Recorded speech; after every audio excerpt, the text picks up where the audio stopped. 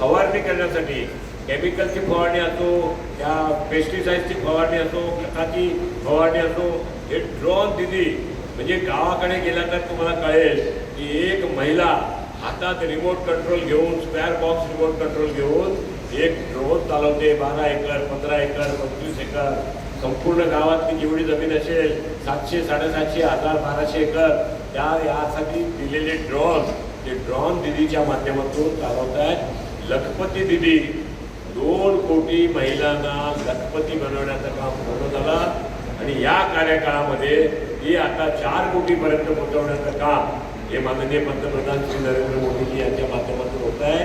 म्हणजे लखपती दिदी म्हणजे वार्षिक 1 लाखापेक्षा जास्त कमाईच्या ज्यांच्या नावावर, महिलांच्या नावावर पैसे येतात त्यांच्या लखपती दिदी मोजल्या जातात. अशा लखपती दिदींच्या बाबतीत अशा पंतप्रधानांनी केलं आहे. मागील 10 वर्षात प्रधानमंत्री आवास योजनेच्या माध्यमातून शहरी आणि ग्रामीण विभागामध्ये 4 कोटीपेक्षा जास्त लोकांना स्वतःचा घर उपलब्ध करून दिलं आहे. म्हणजे आपण विचार करू शकतो की एका घरात 4 किंवा 14 ते 2025 मध्ये करण्यात आलं आहे. आपण सगळे त्याची साक्षी आहोत.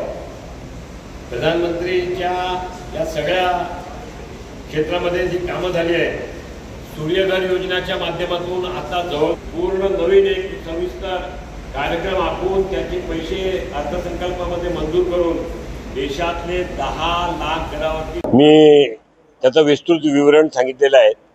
आता पत्रकार परिषदेच्या माध्यमातून देशात सेवा, सुशासन आणि गरीब कल्याणच्या ज्या कार्य मागील 10 वर्षात 2014 पासून माननीय पंतप्रधान श्री नरेंद्र मोदीजी यांच्या नेतृत्वात NDAच्या सरकारच्या माध्यमातून होत आहेत, त्याचे युवा क्षेत्रात केलेली कामं असतील, महिलांसाठी केलेली कामं असतील, शेतकऱ्यांसाठी केलेली कामं असतील, आरोग्य क्षेत्रात केलेली कामं असतील, शैक्षणिक क्षेत्रात केलेली कामं असतील, संरक्षणाच्या क्षेत्रात केलेली कामं असतील, संरक्षण निर्यातच्या क्षेत्रात केलेली कामं असतील, देशाच्या इन्फ्रास्ट्रक्चर ढाचाकीय सुविधाचा विकासासाठी केलेली कामं असतील, त्याची एक सेवा, सुशासन आणि गरीब कल्याणची पुस्तिका सुद्धा हे आपल्याला देण्यात येणार आहे.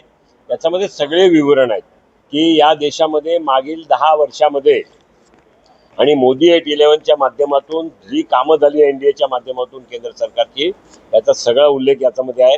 देशभरातल्या सामान्य जनापर्यंत त्यांच्या अधिकारातल्या विषय आणि त्यांचे हक्काचे विकास हे पोचवण्याचं काम ज्या पद्धतीने केलं आहे, मागील 2014च्या पुढच्या काळामध्ये हा देश हा जगाच्या 11व्या क्रमांकावर असलेला आर्थिक उलाढाल करणारा देश होता.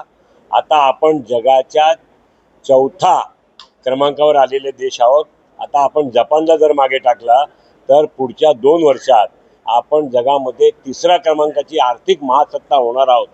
ही जी मोदीजींची आणि NDAच्या शासनामध्ये माननीय पंतप्रधान नरेंद्र मोदी यांच्या नेतृत्वात झालेली कामगिरी आहे. सामान्य जनापर्यंत देण्याचा आणि विकसित भारतमध्ये सामान्य जनाचा हिस्सा कसा वाढेल, सामान्य माणसांचा सहयोग कसा मोठ्या प्रमाणात येईल, ज्यामुळे 2047 पर्यंत विकसित भारत करण्याची कल्पना आहे, तो साध्य करता येईल, त्यासाठीचा हा सगळा प्रयत्न आहे.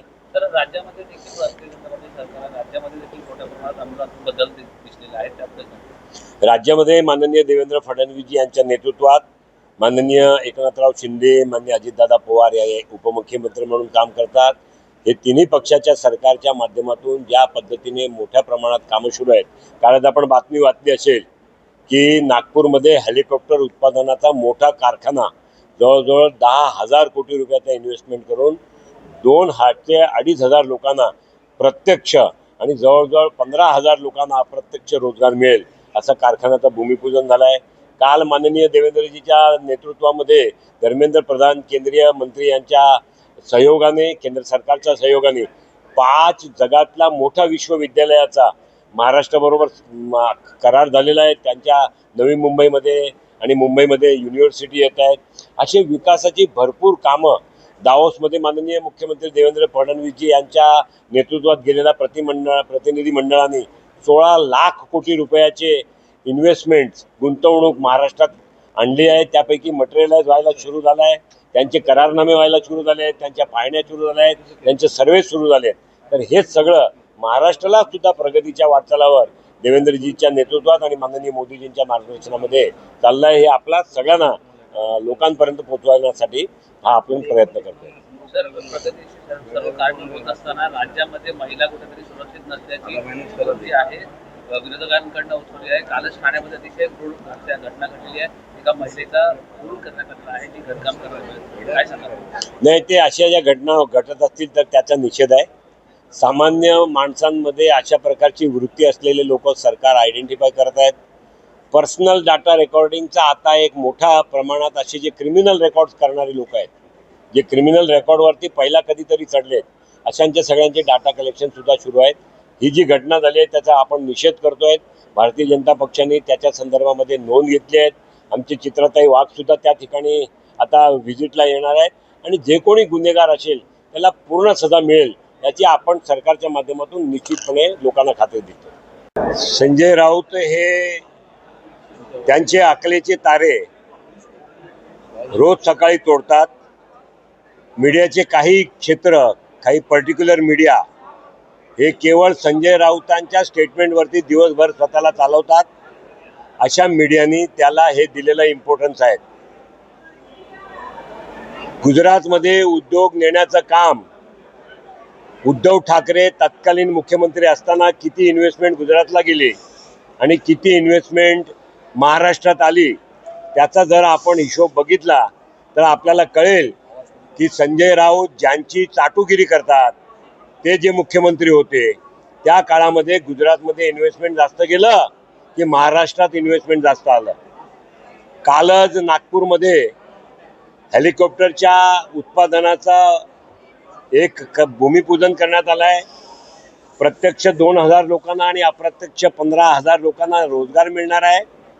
10,000 कोटीचा इन्व्हेस्टमेंट झाला आहे विदर्भामध्ये. महाराष्ट्रभरात दावोसच्या माननीय मुख्यमंत्री महोदय श्री देवेंद्रजी फडणवीस यांच्या दावोस व्हिजिटनंतर 16 लाख कोटी रुपयाचे करार झालेत. त्यापैकीचे सर्वे सुरू आहेत, वाटाघाटी सुरू आहेत, त्यांना जागाची दाखवणी आणि जागाची ऑफर सुरू आहेत. त्यांच्याशी बसून बाकीचे सगळ्या विषयातील त्यांना ज्या ज्या ईज ऑफ डुईंग बिझनेसचे लाभ देता येईल त्या नियमानुसार लाभ देण्याचा सगळ्या चर्चा सुरू आहेत. आणि त्यामुळे हा एक डिप्रेशनमध्ये आलेला माणूस आहे. कधी कधी असं वाटतंय की पक्ष आता ज्या रसातळाला उभाठा चालली आहे त्याला केवळ माध्यमाचे 2-4 माध्यमाचे गुरु आहेत त्यांना हाताशी धरून टिकवण्याचा प्रयत्न करण्याचा प्रयत्न आहे, त्याच्याशिवाय काही नाही. ऑपरेशन सिंदूर जगामध्ये काल पाकिस्तानच्या संरक्षण विभागाच्या अधिकाऱ्यांनी, पाकिस्तानच्या परराष्ट्र मंत्र्यांनी अमेरिकेत जाऊन ऑपरेशन सिंदूरचा जो वर्णन केलं आहे की 40 विमानाच्या माध्यमातून आम्हाला प्रत्येक 80 विमानाच्या माध्यमातून 4-4, 5-5 क्षेपणास्त्र आमच्या पाकिस्तानात ठोकले गेले. जवळजवळ 400 क्षेपणास्त्र हे पाकिस्तानात भारताने दागले. हे अमेरिकेला जाऊन पाकिस्तानवाले सांगतात. हे भारतात बसलेले पाकिस्तानी ज्यांना डोळ्यामध्ये केवळ मोदी द्वेष आणि संरक्षण विभागाचा द्वेष आणि भाजपाचा द्वेष हे द्वेष आहे, त्यांच्या स्टेटमेंटला कोण मीडियाचे 2-4 ग्रह सोडून इम्पॉर्टन्स देत नाही.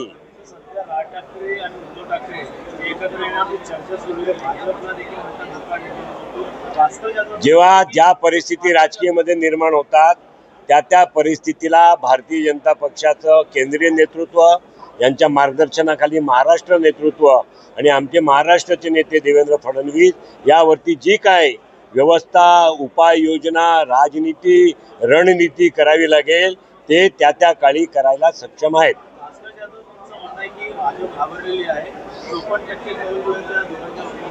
भास्कर जाधव किती मतांनी निवडून आले आणि निवडणुकीला किती घाबरले होते आणि निवडणुकीला लढताना जिंकण्यासाठी कोणाकोणाची खाजगी मदतसाठी गेले होते.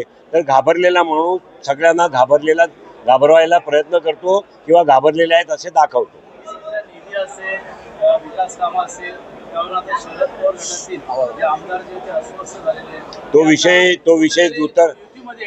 त्या विषयाचा उत्तर देण्यासाठी आमचे नेते सक्षम आहेत.